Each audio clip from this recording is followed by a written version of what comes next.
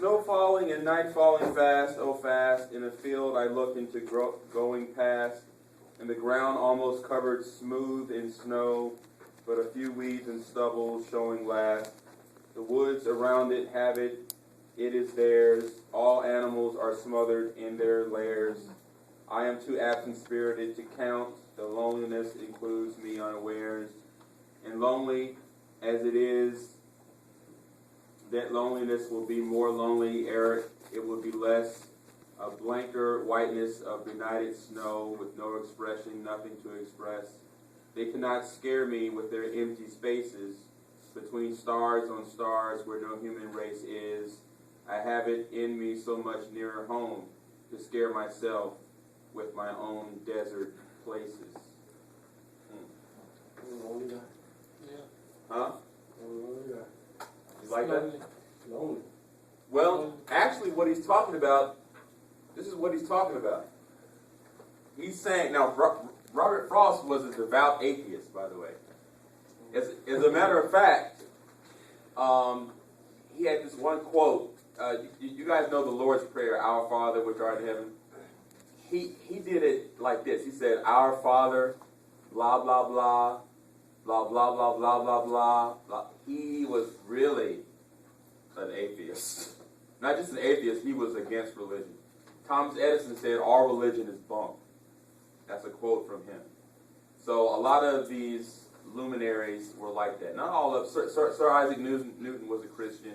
Einstein, no matter what you hear, believed in God.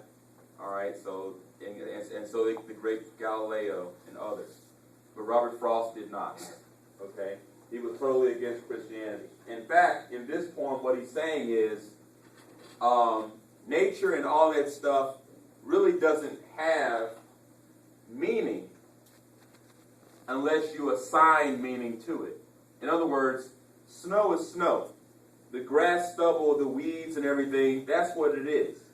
It's not much of anything until you recognize it and then make something of it. And if you do that, eventually you'll get scared. Nature can scare you. Reality can things in nature can scare you when you assign meaning to it.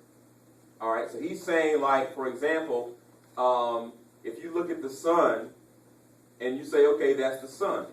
But if you meditate on the sun and you say, you know what, that's the sun, it's hot. If I stay in the sun too long, you know, I can get burned. Or what if the sun was shooting fire? I mean, if you keep ruminating and you think about the sun long enough, you can get scared and think, and because knowledge, when you have a lot of knowledge about nature, when you have enough of it, it will scare the heck out of you. I mean, like a child, you know, was like, ooh, Mom, look at the light in the sky and this or that, and we still wonder like that. But as we get older, we have a greater knowledge of nature, and we know that nature can bite us in the behind. All right, Mother Nature is not so nice a lot of times, okay? Whether it's storms, earthquakes, bugs, poisonous snakes, rats, whatever. All right, nature can be very harsh. All right, so the poem is entitled Desert Places. He says, to scare myself with my own desert places. Desert places is the realm in the consciousness where you have time to ruminate about what things in nature can do when you assign meanings. So he's saying, I have in me so much nearer home to scare myself with my own desert places. When you're alone and isolated, especially in natural surroundings, and you're and you're hyper vigilant to your natural surroundings, that is a very lonely and scary thing, because it's just you focusing on the natural world, and you have a mind, and your mind is going to think about some of the negative things that can happen to you if you hang around it long enough. So it is about loneliness, right? It is about that. Okay, for homework,